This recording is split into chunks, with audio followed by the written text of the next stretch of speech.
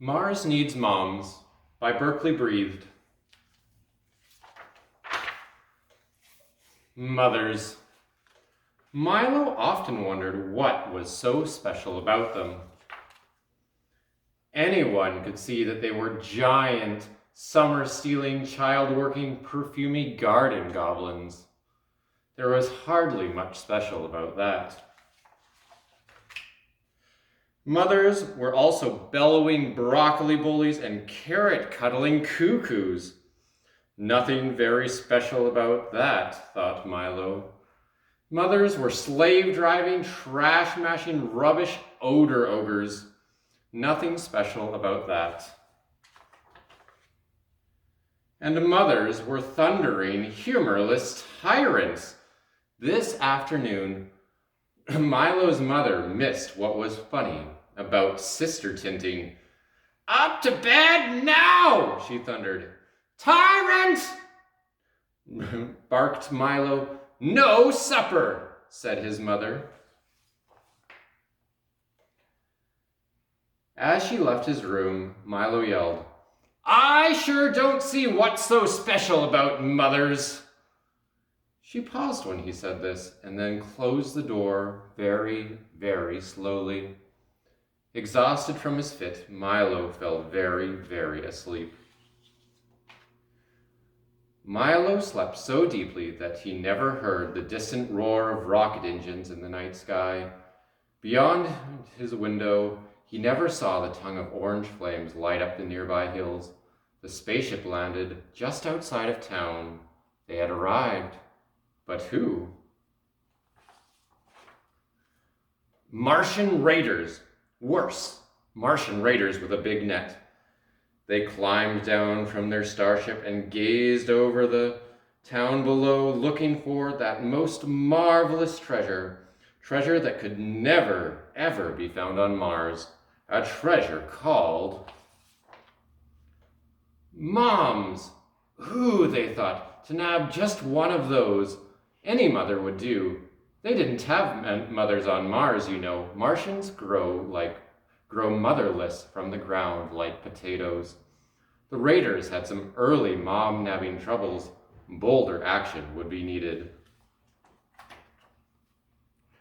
Milo awoke to strange sounds down the hall. He peeked around the door to see his mother being carried past the bathroom by 3 Martians the color of jelly beans. That, he thought, is something you don't see every day. Milo chased the Martian raiders and their now awake prize out of the house and down the street and into the hills and up to the spaceship which roared into the night sky. Milo suddenly wondered why he would want to be dangling miles above Earth chasing his carrot-cuddling mother. He decided to figure that out later. Milo found himself locked in the bottom of the spaceship, so he put on a spare space helmet and curled up in the corner, trying to stay warm. He slept as the ship sped towards the distant red planet. Milo awoke to find the ship still and quiet. The door was open, and suddenly he knew why Mars so badly wanted mothers. They needed driving to soccer and to ballet and to playdates, parks and pizzas, plus cooking and cleaning and dressing and packing lunches and bandaging boo-boos. They'd seen it in their telescopes. It was obvious Mars needs moms. How perfectly, completely sensible of them, thought Milo, and he decided to go tell them just that. But he tripped.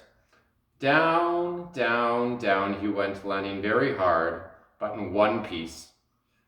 His helmet, not so much. Milo gasped and choked.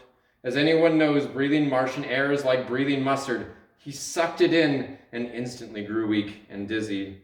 And then things began to go dark. Milo was fading. He barely sensed someone approaching. And he barely sensed the gentle hands place her own helmet over his head. Milo opened his eyes, and for the first time he saw neither a broccoli bully nor a slave-driving garden ogre. Suddenly, he knew what was special about mothers. She looked at him, smiling, and said, "I'll love you to the end of the universe."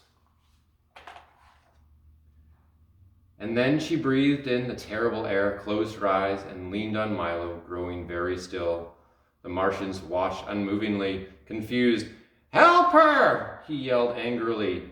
Then he added, "She's my mother!" Finally, the mighty mob nabbers of Mars understood. Their wonderful telescopes had seen many things about the mothers down on Earth, but like certain little boys, they'd missed the best part. The Martians quickly fetched another helmet and hoped that it wasn't too late. They helped Milo carry his mom aboard the ship and lifted off for the long journey home. Her eyes remained closed as they soared through the stars. Milo would stay curled close to her all night. And he would be there when she woke up in the morning. The end.